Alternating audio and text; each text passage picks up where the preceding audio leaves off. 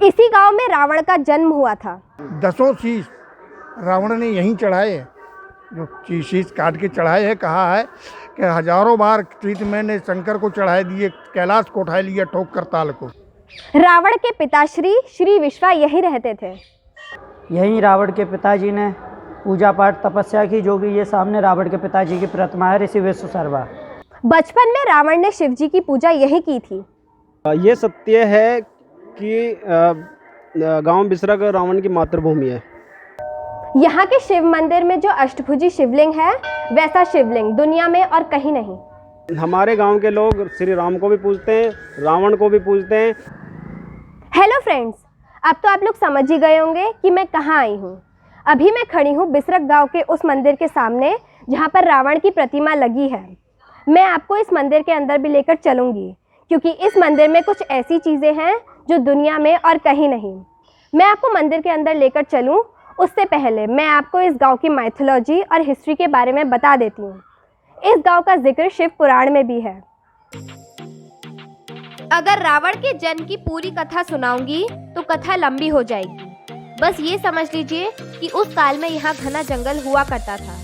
ऋषि विश्वा का आश्रम यही था और वो अपने शिष्यों के साथ यही रहते थे।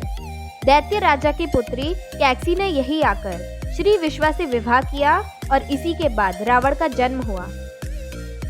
ये भैया वो स्थान है जहाँ रावण का जन्म हुआ था। यहीं रावण का जन्म हुआ था। यहीं रावण के पिताजी ने पूजा पाठ तपस्या की, जो कि ये सामने रावण के पिताजी की प्रतिमा है, ऋषि विश्वशर्मा। यहीं रावण के दादाजी ने भी तप किया, पुलस्त ऋषि ब्रह्मा जी के मानस पुत्र, उन्होंने भी पूजा तप यहीं किया है। ये बिसरक गांव यूपी के नोएडा जिले में है। नोएडा के पास ही गाजियाबाद जिला है, जहाँ के दूधेश्वर मंदिर में विश्वा ऋषि शिवजी की पूजा करने जाते थे। रावण भी बचपन में अपने पिता के साथ दूधेश्वर नाथ मंदिर जाते थे। रावण को सबसे बड़ा शिव भक्त माना जाता है। यही वजह है कि रावण ने जब तक चाहा तब तक राज किया और ये भी खुद तय किया कि उनकी मौत कब होगी। तो देखो, रावण ने 72 चौकड़ी राज किया है। कितना 72 चौकड़ी रावण ने राज किया है इस पृथ्वी पर। अब एक यानी कलयुग, द्वापर, सतयुग, त्रेता, यानी 4 युगों की एक चौकड़ी होती है। क्या समझे ना? अब 4 युगों की एक चौकड़ी में यदि जोड़ा जाए तो कितना होता है? 17 लाख और 28,000 वर्ष हो रही हैं एक चौकड़ी की, समझे ना? तो ऐसी 72 चौकड़ी राज किया है रावण ने। और रावण ने जब त्रेता युग को जबरदस्ती लाया है और जबरदस्ती बीच में त्रेता को छेड़ के अपनी मुक्ति के लिए उसने यहाँ पर सब कुछ किया है। 10 शीश रावण ने यहीं चढ़ाए हैं, जो शीश काट के चढ़ाए हैं। कहा है कि हजारों बार त्रितमय ने शंकर को चढ़ाए दिए, कैलाश को उठा लिया ठोक कर ताल को। तो उसने जो शीश चढ़ाए हैं वो इसी जगह पर चढ़ाए हैं और उसने कहीं नहीं चढ़ाए। मैं आपको एक और हैरान करने वाली चीज़ बताती हूँ। जिस रास्ते से श्री विश्वा दूधेश्वर मंदिर जाते थे वो एक गुफा से होकर गुजरता है। बिसरक गांव से दूधेश्वर मंदिर की दूरी कम से कम 16 किलोमीटर है। तो इस हिसाब से इस गुफा की लंबाई कम से कम 16 किलोमीटर होगी। तो चलिए इस गुफा के अंदर।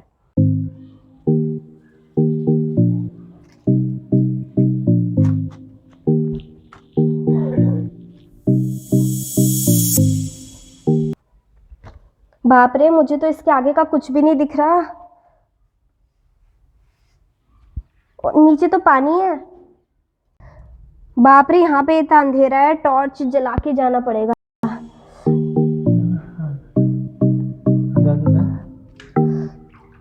ओह भाई,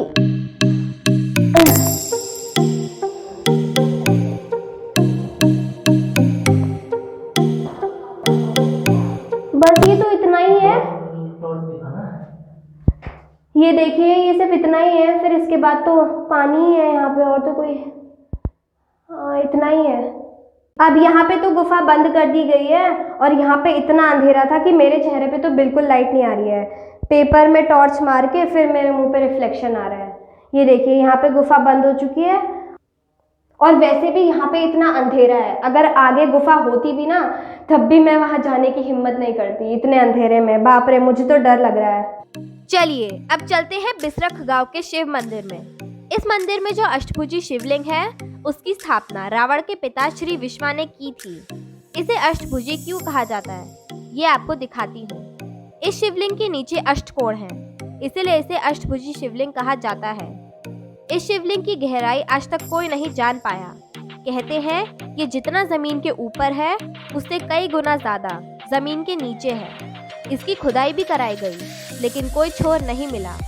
रावण भी इसी अष्टभुजी शिवलिंग की पूजा किया करते थे। पूजा से प्रसन्न होकर शिवजी ने बुद्धिमान और पराक्रमी होने का वरदान दिया था। मंदिर के महंत का तो कहना है कि रावण के पिता आज भी जिंदा है। वशिष्ठुरवा ने बनवाया था। कब बनवाया था? आज भी वशिष्ठुरवा है। देखो आज वशिष्ठुरवा की मुक्ति हुई हो, मुक्ति नहीं हुई है, वशिष्ठुरवा आज भी जीवित है।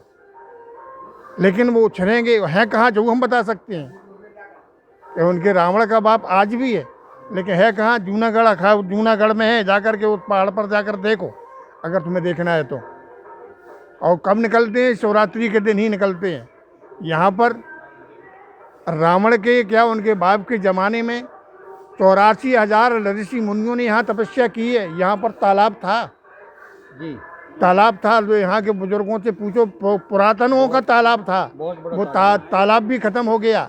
ये सत्य है कि गांव बिसरक रावण की मातृभूमि है। जैसा भी हमारे गुरुजी बता रहे थे कि एक बहुत बड़ा तालाब है।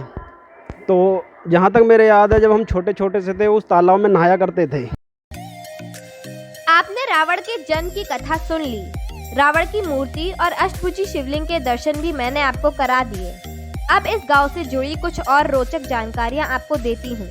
इस गांव में ना तो रामलीला होती है, ना ही दशहरा के दिन रावण के पुतले का दहन होता है। बच्चापन से जो हो ना, हम जितने बड़े जब रामलीला हुई कभी तो पूरी ना हो पाई, अदबर में वे छोड़ के भाग गए। ठीक है जी, बहुत पुरानी बात है। जब हम 10-12 साल के पल्ले मोहल्ले में हुई, तो जब से रामलीला हमारे यहाँ कभी फरबी नहीं है, पूरी नहीं हुई। और रावण फूकते हम यहाँ, क्यों कि हमारे पूज्य ने जो शिवजी महाराज की पूजा करे, पुजारी बड़े बूढ़े पुरजग हमारे शिवजी महाराज पूजते आए हैं, इसलिए रावण नहीं फूके। पुरखों से हम पूजते आ रहे हैं। लगभग मेरी वर्ष 29-30 साल है। मैं जब से पैदा हुआ हूँ मैंने देखा है कि यहाँ कभी भी रामलीला नहीं हुई। हम युवाओं में इतना क्रेज है कि हम युवा अपने नाम के पीछे रावण लगाते हैं। जैसे हमारा नाम के पीछे रावण लगाना, कोई काम खोलते हैं उसके नाम पे रावण डीजे, आप यूट्यूब पे सर्च मार लो, बहुत बड़ा। तो रामलीला यहाँ नहीं होती, ये सत्य है। रावण का गांव मानते हैं और बहुत ही पुराने समय से ना ही यहाँ रामलीला हो देखी हमने कभी, और ना ही यहाँ रामायण मतलब हम यहाँ हमारे गांव के लोग श्री राम को भी पूजते हैं, रावण को भी पूजते हैं। जैसे आपको दिखा दूं पीछे, ये गुरु विशेश्वरवा की तस्वीर है जो रावण के पिताजी हैं। तो बहुत मशहूर मंदिर है।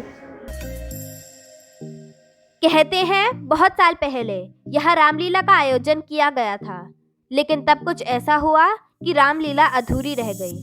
कुछ साल बाद फिर दोबारा गांव के लोगों ने रामलीला का मंचन कराया, लेकिन उस बार भी पूरा नहीं हो सका।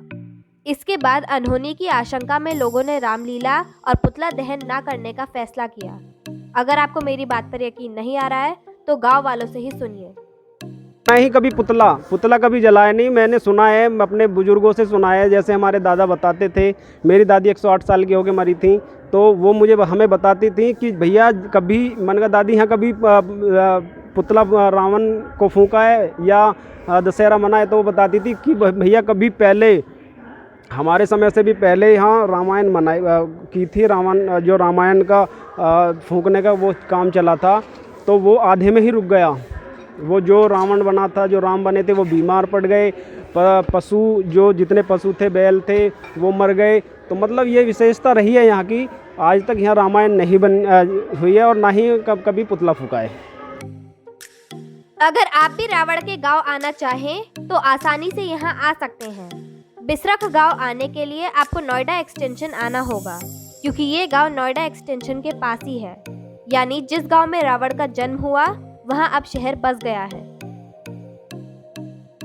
जहां रावण की सोने की लंका थी और जहां पर रावण की मृत्यु हुई, वहाँ पर तो पता नहीं मुझे कब जाने का मौका मिलेगा, लेकिन कम से कम जहाँ पर रावण का जन्म हुआ वहाँ पर तो मैं आ ही गई। और यहाँ आके मुझे इतना अच्छा लगा, ये जगह काफ़ी अच्छी है। और मुझे ये जानकर भी हैरानी हुई कि इंडिया में भी कोई ऐसी जगह है जहाँ पर रावण को मानते हैं और दशहरा के दिन उन्हें नहीं जलाते। आपको ये जानकर कैसा लगा? कमेंट बॉक्स के थ्रू ज़रूर बताइएगा। वीडियो पसंद आए तो वीडियो को लाइक एंड शेयर करें, चैनल को सब्सक्राइब करें, साथ ही बेल आइकन प्रेस करके ऑल नोटिफिकेशन ऑन करना ना भूलें। Thanks for watching.